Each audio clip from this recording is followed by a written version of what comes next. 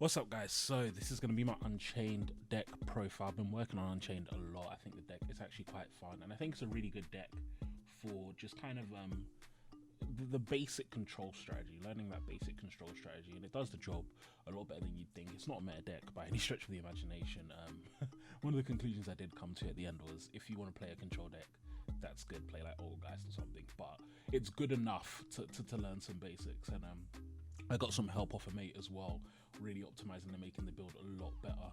And yeah, it's been performing quite well for me, both in DB and in some like real life locals, which is quite good. But let's get into the build. So I'm rocking 3 Sarama. Sarama is probably the best monster in your deck. However, the only slight weakness of Sarama is it's not really a true starter. You do need to have another Unchained card in your graveyard before it does benefit. But it's pretty much the only Unchained card that can kind of make you plus, basically. It can turn a trap into a monster, which is nice, whereas the other Unchained cards, while they can do that, you need to have both of those cards on your field, or one in your hand, one in the field. So it's like Sarama can do it from the graveyard, which is really, really nice. But yeah, she also gives you that longevity, just being able to continually recycle your Unchained cards. So yeah, definitely you want 3 of the Sarama. The next one is Rakia. I only play 2 Rakia. Rakia is a good Unchained monster. It's fine to play at 3. In this build, I would say that having it at 2 is fine. It just allows you to, most of the time, basically, you don't want to see Rakia in your hand. You want to special summon it from the deck. But this is your OTK facilitator, and even at 3, it's not going to be terrible. It's just, in the interest of space, I played it down at 2. Then you've got 3 Ruha. Ruha's the best starter in Unchained, obviously. Being able to special itself out of the hand by popping a card on field is just lovely. Your standard combo to get into your rages and stuff. There are a few combos to get into the Link 4, but I'll talk about the Link 4 in a bit, to be honest, because, spoiler alert, I don't think it's that good a card. But anyway, yeah, so 3-2-3, we're playing with the starters. That gives you 8 good normal summons to go with. They're all not terrible normal summons. Normal summoning any of these and setting a couple of cards and passing is not a bad hand, or setting 1 or 2 and having hand traps. That's a good field because they all float. That's a huge strength of all the main deck Unchained. They all float in some way or the other, which makes them just really, really good, even if they're just by themselves on board, because it basically means in this meta of salad and strikers and stuff, your opponent is going to have to get something different to get these off the field permanently, which is just really, really useful. Now, moving on, play 1 Disaster. This is the brick in your deck. It's an incredible card, but unfortunately you don't want to really ever draw it. You always want to be special summoning out of the deck to make your rage out. This is the card I'll pull out of the deck almost always first. But it is good when you can get its effect to link off your opponent's monsters off. When you get that effect off, it's amazing, generating quite a bit of advantage for you and quite a bit of tempo, which is really nice. This also floats as well, but as opposed to the others which float from the deck, this floats from the graveyard. So the big Unchains float from the graveyard, the little ones float from the deck. But yeah, its effect as well of gain attack is also useful in some niche situations as well. But yeah, that's about it. Then the 2 Abominable Unchained Soul. Now you could actually play this at 1, to be honest. I think, yeah, that's probably a change I would make. I'd play this at 1, but it's an insane card because you do like to see it in your hand. You also do like to summon it from the deck. However, the clause of only being able to summon it once per turn really hold it back a lot. If you could summon it as many times as you wanted per turn, that would be great. You could facilitate a lot of insane OTKs, but because you can't do that, it just, yeah, it limits the card a lot. But yeah, it's nice. It's non-target indestructible removal as well, which is great. And then the second part is, because you can use special summon it once per turn, it makes the second effect quite frustrating, because it means that if it does get destroyed on the turn it's summoned, it's kind of locked into the graveyard and you need to now commit something to get out of the graveyard, which does suck. So ideally, obviously, it'd be nice, but it's still a nice floating effect. Sometimes when you bring it out on your turn, and then now every time your opponent destroys it, it's just going to float in the end phase and then eventually go back into your deck, which is great. So yeah, I would personally the only thing I would change in this maybe, yeah, is taking that down to 1. I don't really think you need it at 2 because it just doesn't come up enough, unfortunately. Then moving on to the Unchained Spells and Traps. So all the Unchained Spells and Traps apart from Wailing are good. Wailing's not even terrible because it has the set effect as well, but we just play the definitely good ones, basically. We don't play Wailing because it is a bit of a brick otherwise. But yeah, we play 3 Abominations Prism. This searches an Unchained card, which is great, and it pops. If it's popped, all the Unchained spells and traps have the same effect. When they're popped, when they're set, they special summon Unchained monsters from your deck. It's just an insane effect. Great card, you want to max out on that. 2 Abominable Chamber. So we only play 2 of this because mainly the only one we're going to be summoning from the graveyard is usually going to be Disaster, very rarely Unchained Soul. But yeah, just another nice card to have in general. It's not as urgent as Escape, but again, you could play this at 3 if you had space.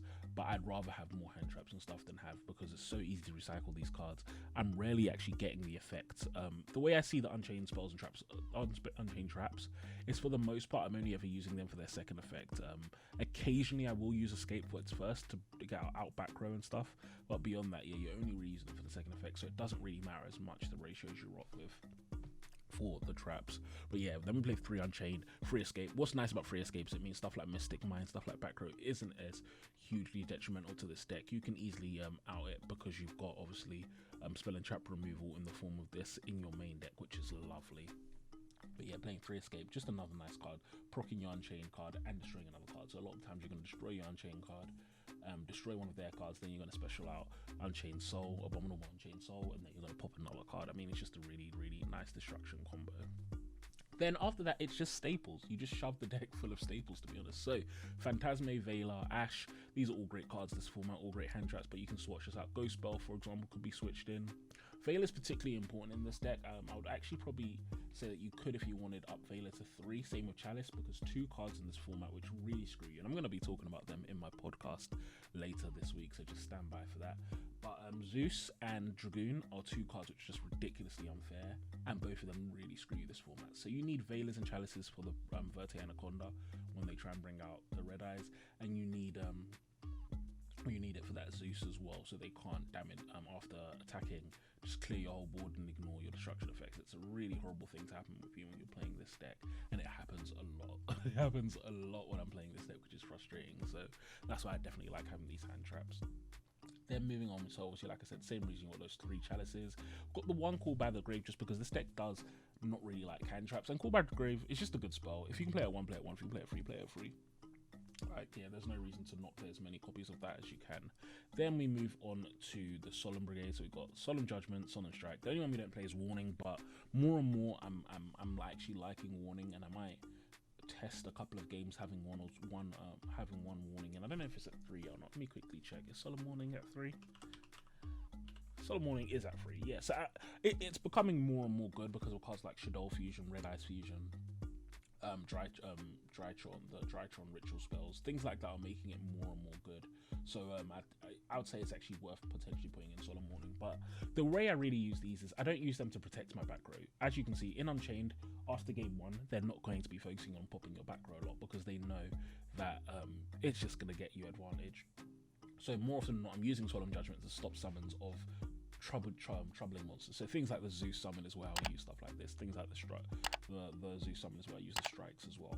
Having said that, against certain decks like Salaman Greats, this is really good on their first like normal summon. The first 1 or 2 summons, if you stop that, they just can't play the game. They just end up kind of bricking on their hands. Don't let them get into the extra deck. That's basically how you beat decks like that. So it is good in those situations as well. Then moving into the extra deck. So I play Extrav, so you can play Desires in this deck as well, by the way. It's just really a matter of preference. I personally prefer Extrav. You could play Prosperity as well if you've got the budget for it. But yeah, 3 of all the Unchained monsters. So Rage is pretty good. The main weakness of Rage, obviously, and this is the problem with Unchained in the extra deck though, this deck struggles to maintain advantage. That's its biggest thing. It just negs so much. And so as a result, link summoning is inherently a neg unless you're linking into a link 1 monster. So that's why a lot of times you have these link 2s with great plussing effects like Galatea and Sunlight Wolf, because to make a link 2, or link 3 or whatever, you're consolidating 2 resources into 1. And the problem with Rage is it doesn't do anything to your opponent's turn. And even though it will return a card to your hand if it's destroyed, or it will link summon, it's 1 interaction, so all your opponent has to do is get rid of that 1 interaction. Now suddenly you've paid 2 cards to get this thing that hasn't done a lot. And especially in the nowadays where we have a lot of ways to kind of negate monsters when they're trying to do stuff, a lot of ways that monsters cannot be targeted and protected and stuff, it just becomes less valuable. So I do go into Rage sometimes on turn 1, but more often than not, the best play is actually just to end turn 1 with something like Rakia plus one of the other little ones, and then use Rakia to go into Unchained Soul and play that game, because you really need to maintain advantage. This deck can maintain good field presence, but not if you go into the link monsters. The link monsters, when they're destroyed 3 and 2 anyway, they have the effect of adding an Unchained card to your hand, which, yeah, it's not an amazing effect, honestly. You're not in a good position if that's happened to you, if it's been destroyed. So yeah, Link 3 similarly, Link 3 is a bit better because on your turn it can do stuff, but then it's a Link 3, so it requires that many more resources to get into. If you're doing it via Disaster, it's great, but obviously it's hard to get Disaster on the field in the first place sometimes.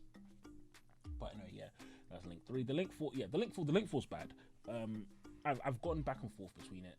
The reason why it's bad is not because its effect is terrible or anything, but in this deck, you don't have that many resources, and obviously the gimmick of this deck obviously is link climbing with their monsters, but we've already established that's not even easy. Very few decks are going to just let you do that.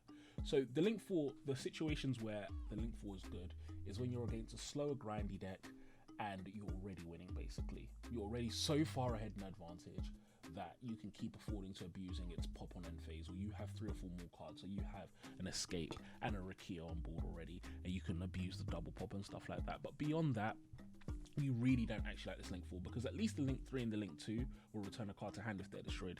This doesn't protect itself, nothing protects it, and then if it's destroyed, you don't even get anything back. I mean, it's so unbelievably bad because of that, because it just means, especially in this meta of removal being so easily accessible for decks, you're just in a horrible position if you lose that Link 4. So it's only really good when you're already winning. But occasionally I will go into it, but yeah, don't swear by it. I wouldn't swear by it. Most of the time, you're better off staying with the Link 2 or staying with your regular monsters and just playing that game, and only going into this when you know you're about to win, basically.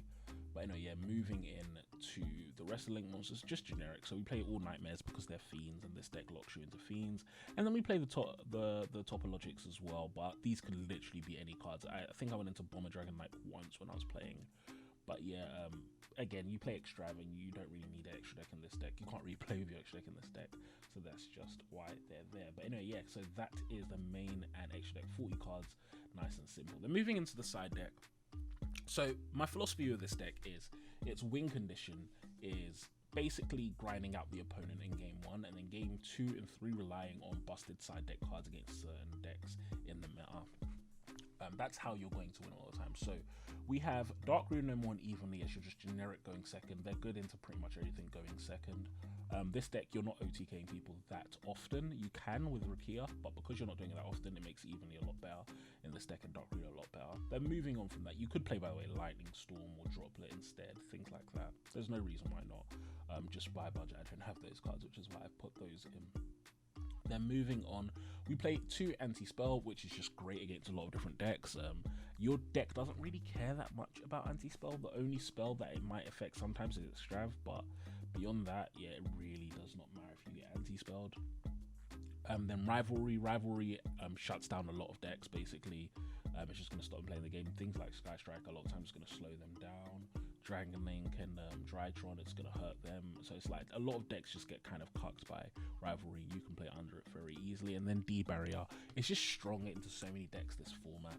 I really like it. It's kind of catch-all. It's one card that deals with your fusion decks, it deals with ritual decks. So you've got D-Link sorted, you've got your Drytron sorted, you've got your Invoked and your Shadow sorted. It's just nice to have a card that kind of deals with that. Even deals with Zeus to an extent, Zeus and Red Eyes to an extent, which is really, really nice. I do like having Deep Barrier in this deck as well. And then the one Skill Drain. This deck can play under Skill Drain really easily. So yeah, because everything floats. So what's going to end up happening is, if you're under Skill Drain, you're basically going to be playing under Unchained Soul and Unchained Soul Disaster, and just constantly kind of crashing those into your opponent, making it hard for them to do anything while playing around your traps. But anyway, yeah, guys, that is my Unchained deck profile. I really like this. As this all for watching, guys, and I'll talk to you all soon.